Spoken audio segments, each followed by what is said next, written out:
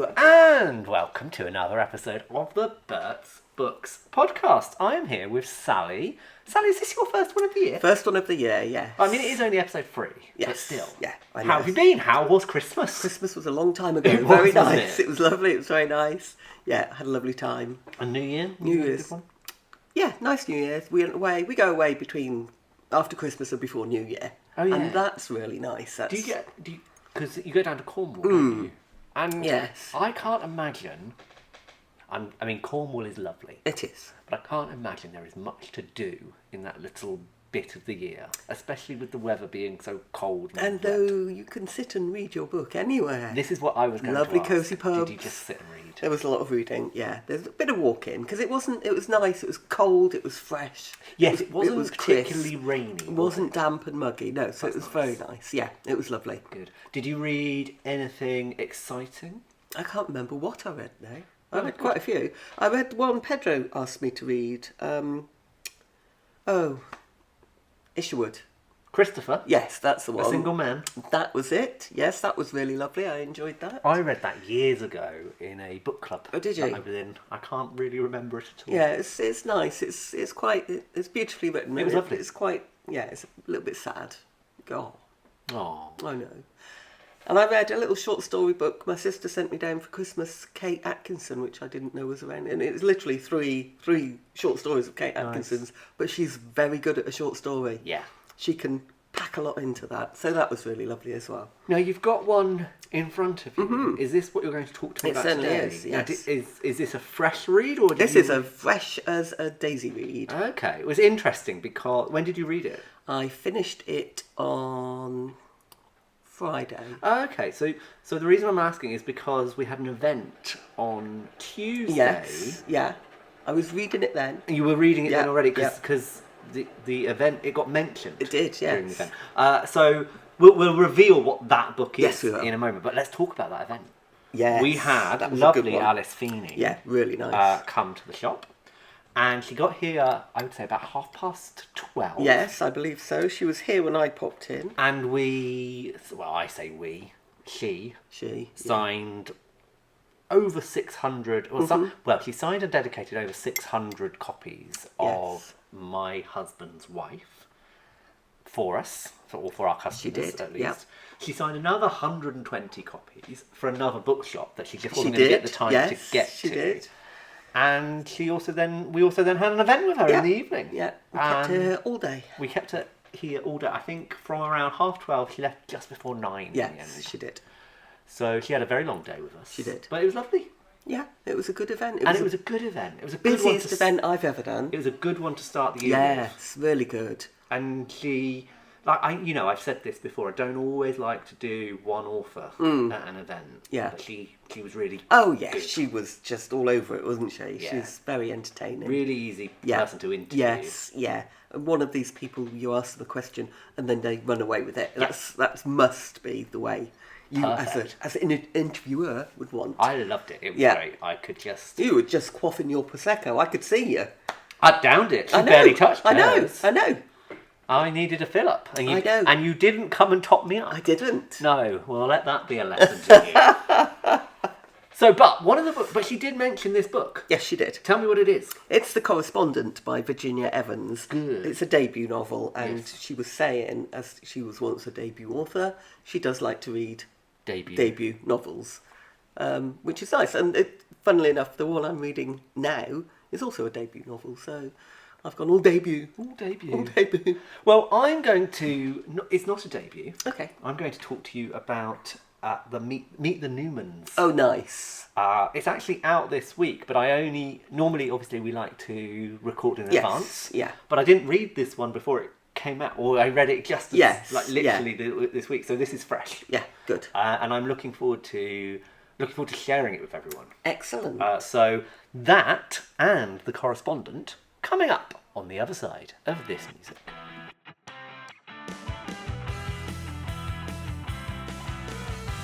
So, Meet the Newmans by Jennifer Niven.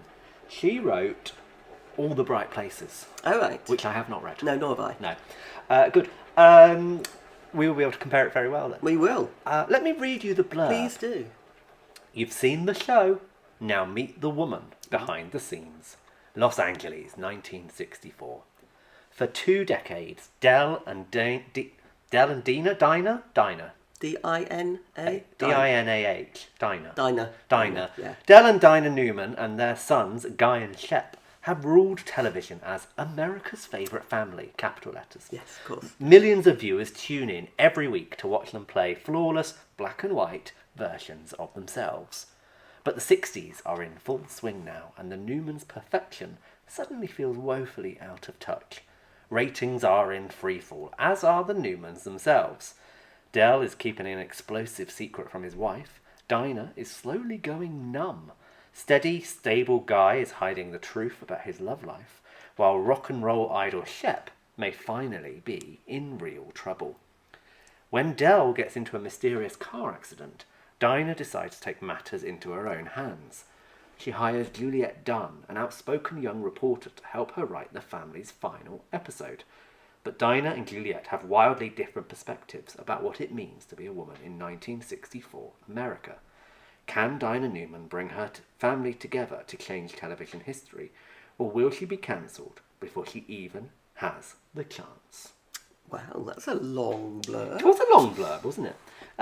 Let me tell you a little bit more. So, Okay. The book starts with Dinah.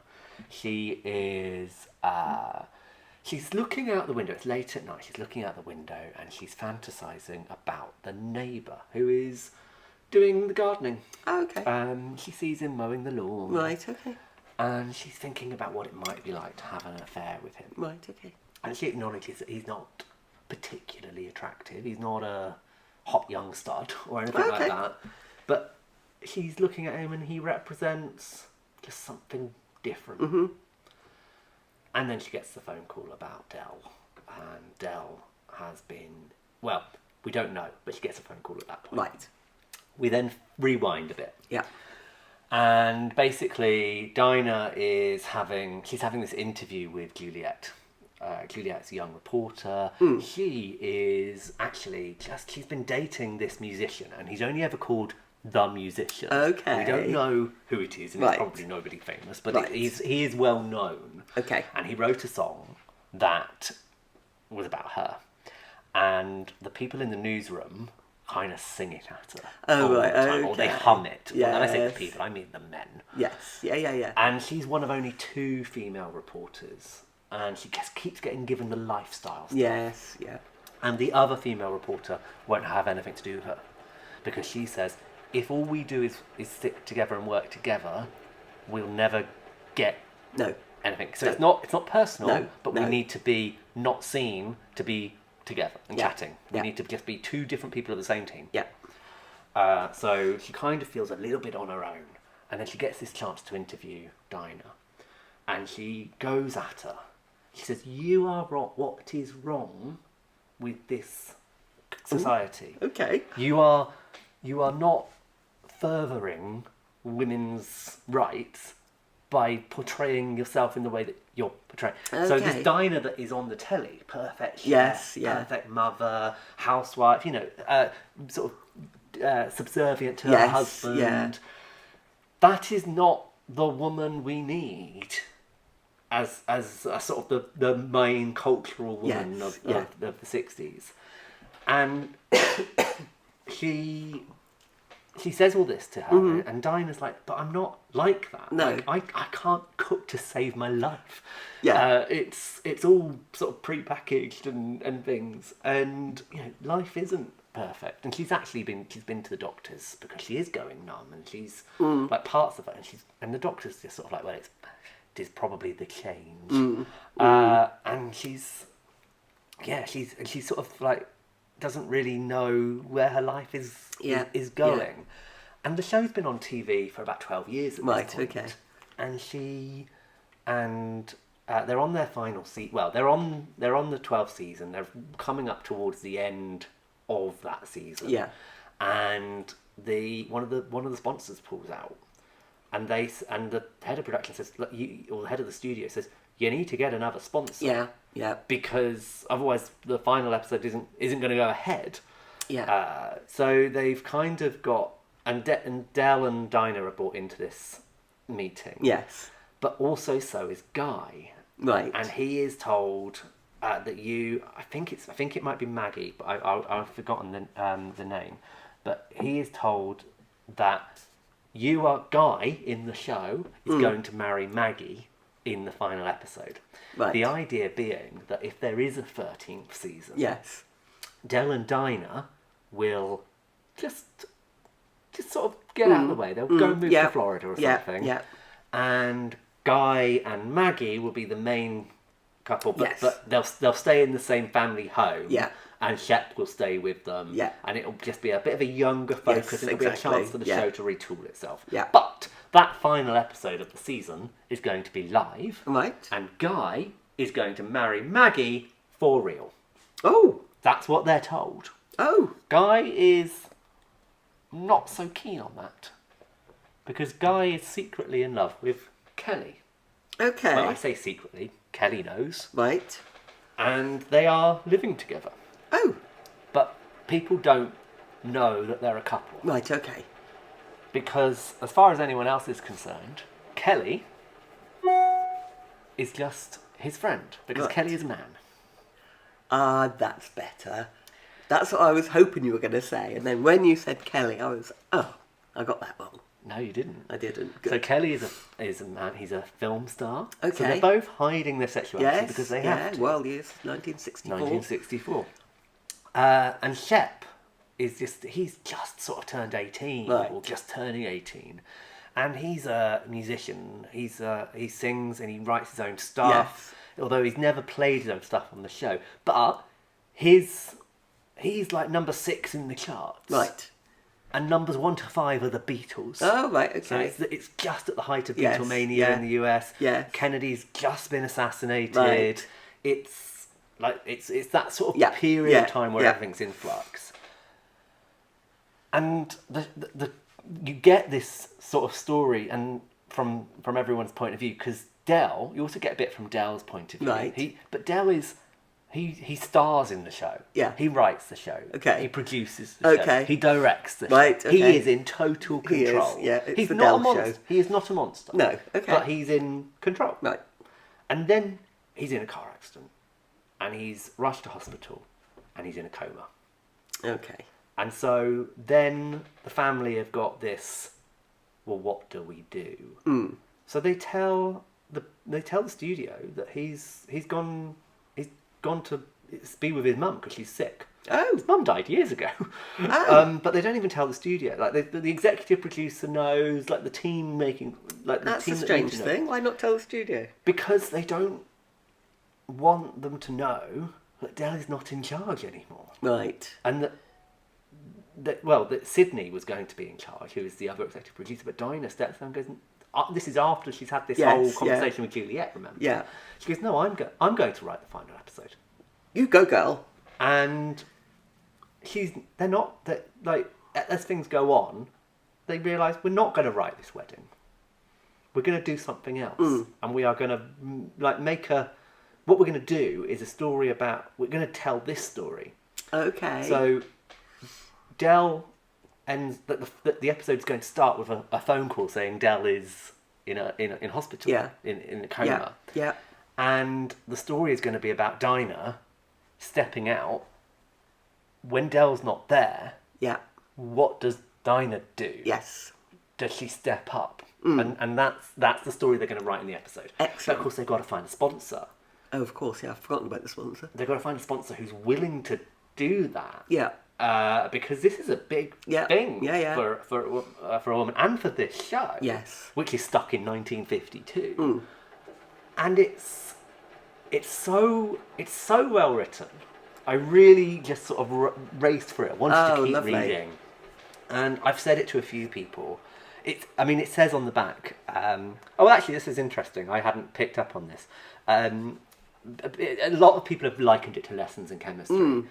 I thought about it up as it's like Lessons in Chemistry. Yes. Was written by Taylor Jenkins Reid. Yes, that's what you said to me. And I've yeah. just noticed on the back, Jenny Godfrey and and Anna Brooke Mitchell have both likened it to Daisy Jones and the Six. Ah, there we are. Jenny Godfrey says Lessons in Chemistry meets Daisy Jones. How funny. And Anna says that it's Mad Men meets Daisy Jones. So Mad Men is like, it's that sort of vibe, that sort of era. It's just so good. I really enjoyed it. Excellent. And I think... Do you remember, did you read Lessons in Chemistry? Oh, I loved Lessons in Chemistry. Don't you remember I bought every single copy there was of different covers? Oh, yeah. So I liked Lessons in Chemistry. It was our book of the year that year, actually. I believe it was, yeah. And I read it before it was... Yes, so did I. I read it before it was hyped as well. Oh, I read it in proof copies. Oh, well, you well. So it was hyped. It was going to be, this is going to be a big book. But by the time it hit paperback, it was huge. Yes. Now, I liked it. Yes. I didn't get why it was so popular. Oh, right, okay. Like, it was really good. Yeah. But more people liked it than I thought would like it. Oh, really? And, yeah, just loads of people read it. I actually think this is better. Excellent. Than Lessons in Chemistry. Excellent. And deserves to be as big as Lessons in Chemistry Right, okay. was. So if Lessons in Chemistry was that big, there's no reason why this shouldn't. Right, okay. And yeah, I really liked it. I thought I was going to be all over the guy story. Yes. But I mean, it was good and I liked it. Yeah. But actually I found Shep more interesting. Oh, really? And his story, because actually, out of all of them, he was the one who was least depressed. Oh, okay. So he wasn't gay, or he's not gay. Yeah. He's not a woman. No. He's just a 17, 18-year-old who's got the world at his feet. Yes, in the mid-60s. And yet, he can't break out of the character he's supposed to be. Okay. And I just found it quite interesting, because he's in love with somebody. Uh-huh. Maybe he can't have them. Uh-huh. Maybe he can't be with them. Maybe they don't want to be with him. Ah. But he's also 17, so he's out. He's not celibate. No. No. And he just wants to be him. I mean, that's the thing, is they all just want to be themselves. Yes. But people looked at, like, the people that know about Guy look at him and go, oh, you can't be yourself, that's a shame. People looked at Dinah and gone, well, women are all like this. But they sort of recognise there's a little bit of a problem, but every woman's like this. Yeah. It's how it is. People look at Shep and don't even realise that he can't be himself. They don't see the problem. No. They just see him as a bit of a runaway. Yeah. Bit of a uncontrolled. Yes. Yeah. But he's rebelling against this character he's played. Yes. For his whole life, and who people expect him to be. Absolutely. It's brilliant. It sounds very good. I'm glad I picked up a copy yesterday. It's very interesting. It's very good. And I'm gonna struggle. I mean, it's only January. Yes. But I'm gonna struggle at the end of the year to do my list of books of the year, because I've read so many books already that are really good. Yes. This is gonna be on that list. Yeah, I've said I think I said before Christmas, maybe I didn't, because we've read some of the books that are coming out later on this year, and they're very, very good.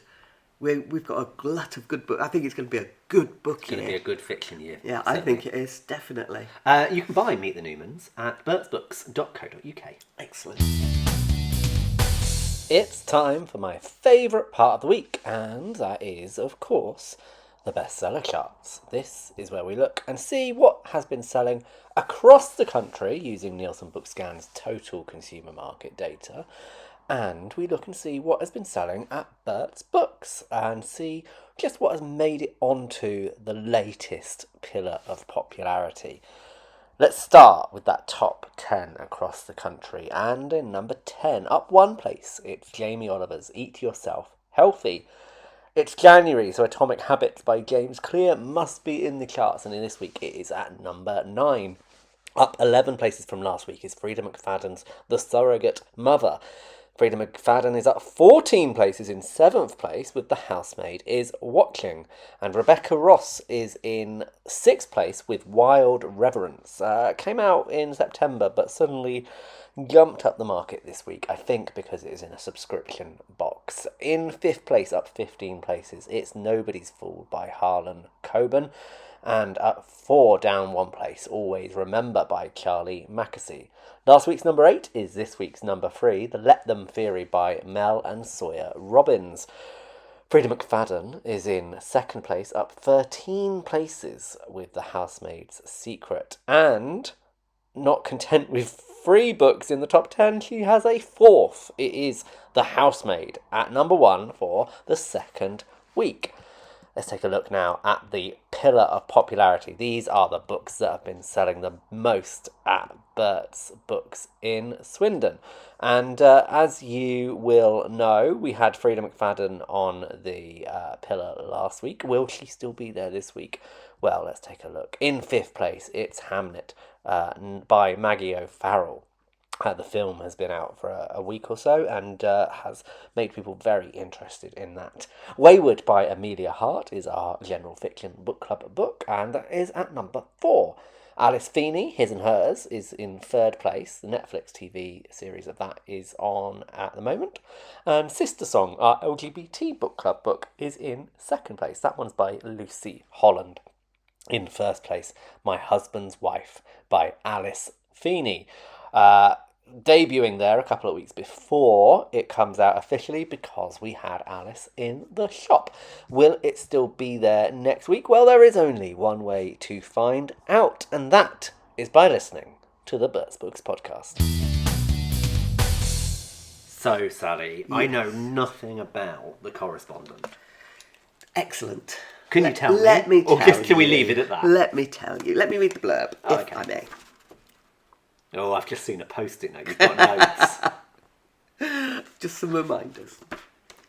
Every morning, around 10:30, Sybil Van Antwerp sits down to write letters. What a name. It's a great name.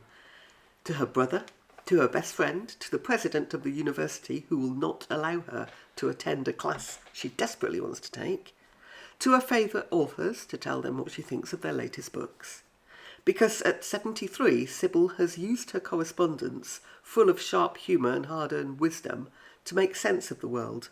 But beyond the page, she has spent the last 30 years keeping the people who love her at arm's length, until letters from someone she had put out of her mind land on her doorstep, forcing her to reckon with her past mistakes. For Sybil is about to learn, it's never too late to write a few postscripts. It's an interesting book. It's I'm going to talk about the cover. So it's got. We don't often talk about covers. We don't, and that's why I'm going to. It's pink. It's got a red letterbox on it with a pink background, but the pink is in the shape of a stamp, and it's postmarked, and that's all raised up so you can actually feel it. It's very tactile. You can feel giving it a rub. Yeah, give it a rub. Lovely, isn't it? And so yeah, it was very nice. I started it, in all honesty, I was quite excited about this book, and I started it. Why? What made you excited about this one? People don't write letters. It's true. And I used to be a prolific letter writer myself. Oh. I know.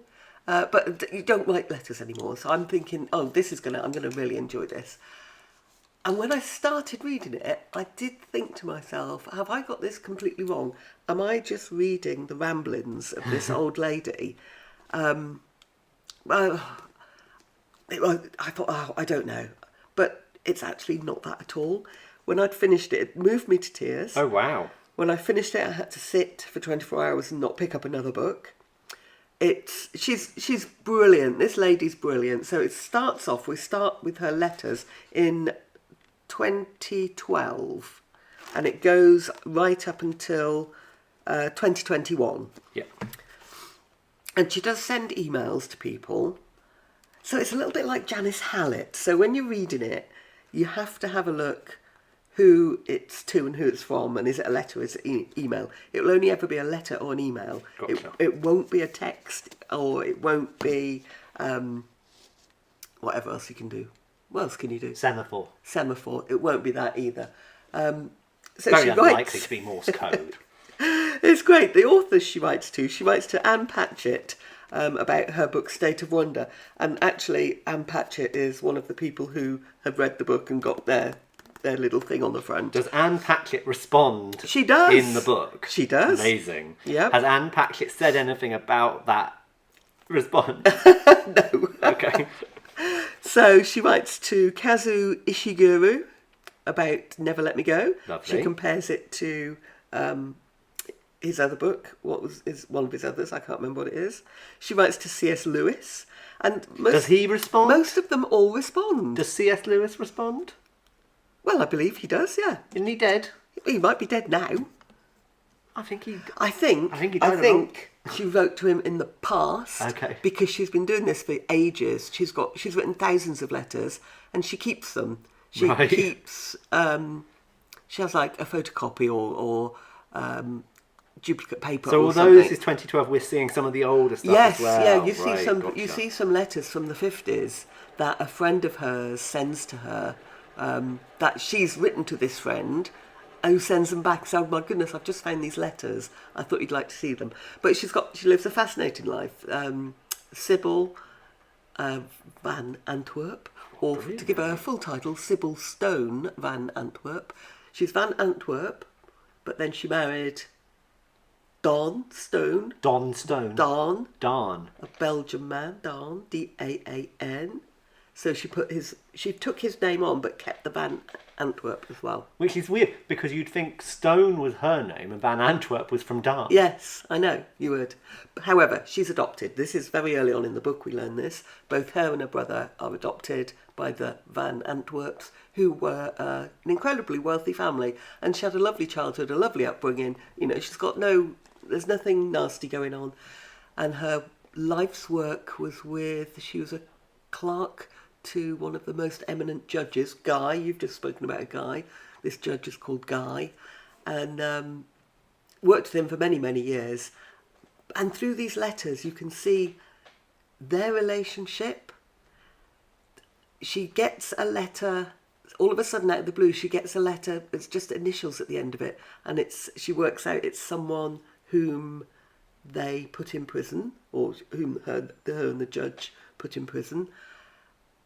And she's a very serious woman, but there are many reasons for this. And all you're getting is more information, and her story's coming out. So her and her husband are divorced. He's remarried and is back in Belgium.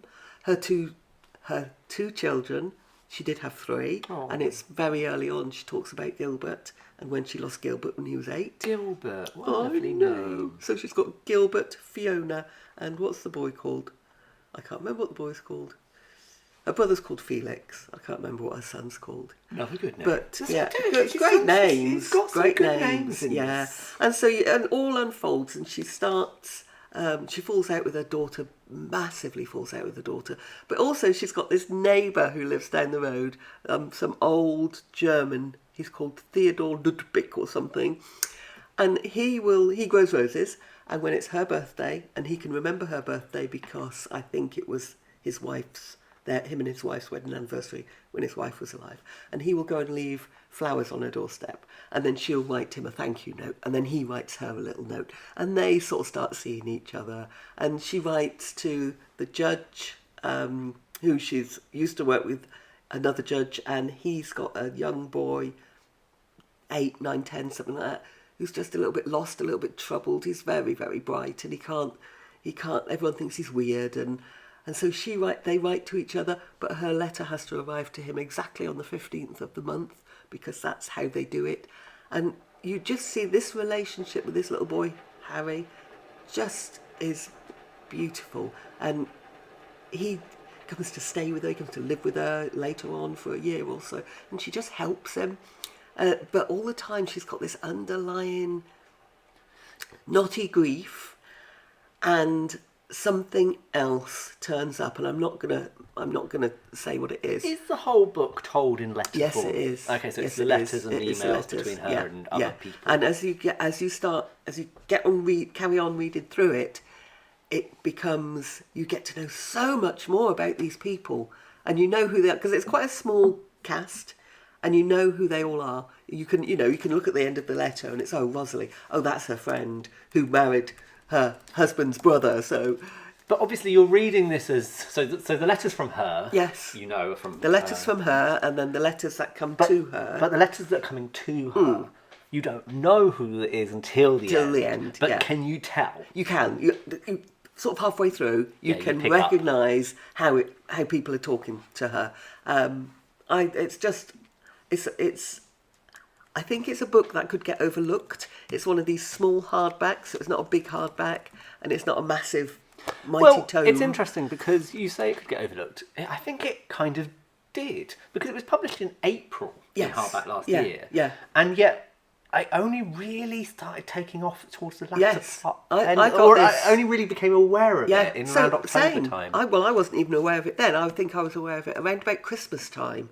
But since, and this is interesting, I had 2 people ask me yesterday for a copy. Yeah. A lady had ordered a copy and she came and picked it up, and she was buying it for her friend because she loved it so much. So I think, if a little bit of word of mouth for this one, it's a worthwhile read. Well, it is only hardback at the moment. Yes. So we could well see it hitting when it comes out in paperback. It's not going to be out in paperback until June. Okay. So it's quite a wait, but it could do something quite I big. hope it does, because it deserves to.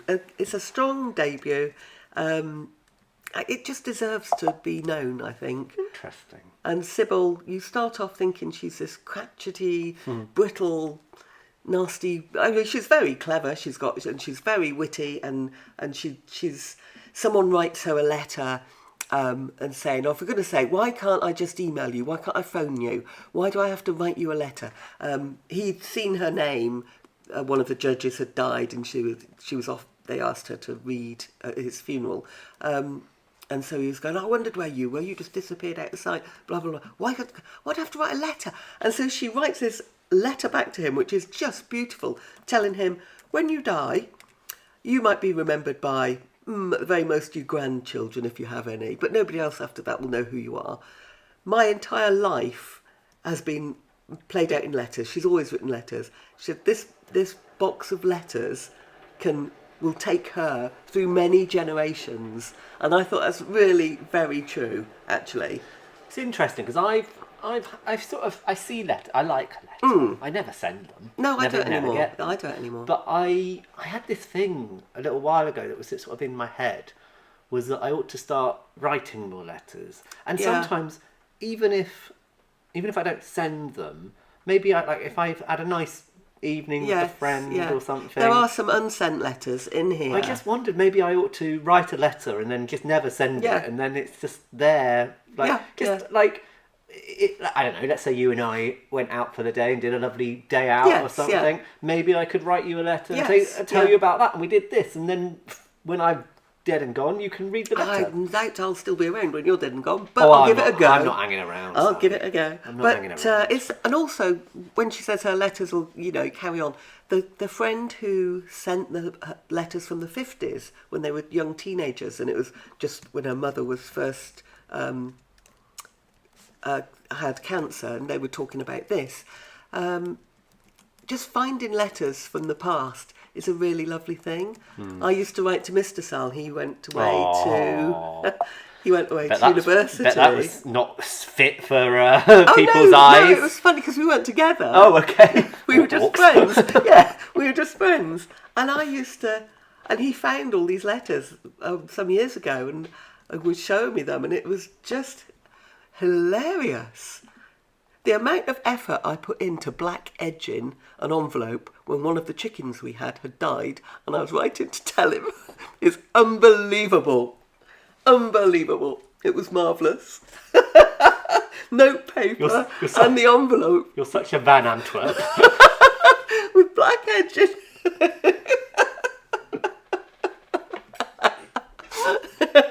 Such a Van Antwerp. Are you going to call me that now? From what you've been calling me all day. I can't say what No, I've been you calling you all day. Oh dear, that's given me an insight. Letters. They're good things. Write them, people. I want you to start writing me letters. Okay, I'll write your letter. In fact, actually, if anyone's listening, send us letters. Write us a letter. That would be gorgeous. Yeah. So it's out in June in paperback, but it's available now in hardback. It is. Although, having said that, it's currently out of stock. That's why. Yeah, that's why we haven't had any come in then. Yeah, so hopefully it'll be back in soon. I think it will. It sounds really interesting. It And really I is. do really actually. want to give it a go. Actually, Yeah, it You've really kind of is. sold me on that. Good. I'm pleased. It's The Correspondent. It is or will be available Yes. at birthbooks.co.uk. Marvellous. That is everything for this week. We have talked about Meet the Newmans. We have. That sounds fabulous. We've talked about The Correspondent, which is also fabulous, sounds fabulous. yes, yeah. We have listened to the charts. We have. And now normally we sit and pretend Yeah, we do. that we know exactly what's in the charts and what's doing well. But We actually do. this week we actually do, because we are recording this so late that we've already worked out what's in the charts. We've done the updated the charts, pillar of I popularity did that already. earlier, So yeah. Alice Feeney sitting nicely at the top. Very nicely. His and Hers, also by Alice Yes, Feeney, sitting yeah. on there. And that's partly because, obviously, we had the Yes. with her, but partly as well, it's been on Netflix. That's right, yes. That's actually out of stock at our supplier, so Yes, we're waiting for more yeah. stock. of that I've to come heard people back in. picking that up actually over the weekend, saying, "Oh, we'll watch this." Yeah, Picking the book up while they're watching it. yeah. Hamnet, Yes. speaking of Yes, TV films, adaptations, that's yeah. doing well. And what else is on there? There is Wayward. Wayward. So the book club books. Book club Wayward. books. Yeah. So this is interesting. So Wayward, we've already had the book club. Yeah. Well, not for Wayward, but we had General Fiction Book Yeah. Club, and that was on the top of the pillar, but it's still done. It's still Yes, carried on. yeah. So everyone who bought it, normally what happens is a book club book. They buy it all at the book club. Yes. And then it disappears off. So it's on the pillar for a week and then disappears. Yes, that's right. Whereas this has stayed on the pillar, so other people are picking it up. Yes. Yeah. And then Sister Song by Yes. Lucy Holland is the LGBT book club book. Yeah. So that'll be an interesting one. I need to read both of those. You need to crack. Oh no, you don't. You've got plenty of time. I've got plenty of time. You've got plenty of time. I've got plenty of time. So yeah, we know exactly We what's on the know pillar. what's going on. We're In not fact, we've pretending pretty this much just repeated it. week. We have, yeah. Don't need to do that. Don't need to do that. So if you would like to get in touch, you can email us, bert@bertsbooks.co.uk. You can find us on Twitter, Facebook, Blue Sky, Instagram, all Yeah. of those badges, by searching @bertsbooks. You could send us a letter. Send us a letter. Write to us at Bert's Books, 54 Godwin Court, Swindon, SN1 4BB. B. Who knew? BB for Bert's Books. I know, there you that's go. great. It was like it was planned. It really That's was. United Kingdom for anyone who is, Yes. is listening overseas. Yes, Yeah, Toru. we'd love to get a letter. Get a letter from Toru, wouldn't that be good? That'd be Just nice. popping it out there. I mean, a letter from anyone. Yeah, it would actually. Would be wonderful. Yeah, we're going to have a sackload next Yeah. week to be. Oh. It's going to be like. It's gonna be like live and kicking on a I was gonna Saturday say, morning. What was it? Yeah, exactly. Get the big post bag out. Drag They it. used to send. What they used to do is you used to send a postcard if you wanted to enter a competition. Yes, Do you remember yes, that? yes, yeah. And you'd have to fill in your name and details. Yeah. You'd send it to Live and Yeah. Kicking. Whatever it was, Yeah. 6LA. I remember the end of the postcode. So yeah, you do that, and then they'd have this big mailbag, and they'd pull then one out. rummage around in it. So do that. If we'll pick a random winner, Yeah. send us a letter. We'll pick a random winner. Yes. I don't know what you're going to win. Don't know what you're gonna win, yeah. But you'll win something. How lovely. How lovely. I don't think there's anything else. I think to say. I'd just like to put out, I do have a bad cold, so if I'm sounding more Yes, this like is actually, Michael. this is Sally, not Michael. sounding more like Michael than Michael himself. That's the reason. Yeah, all right. So yes, that truly is now everything. Like I say, get in touch, email us, write to us. Yes. Don't forget to rate, review, and subscribe to the Absolutely. podcast. That way, you will never miss an episode. Anything else you'd like to add, Sally? I don't think so. Then say goodbye, Sally. Goodbye, Sally.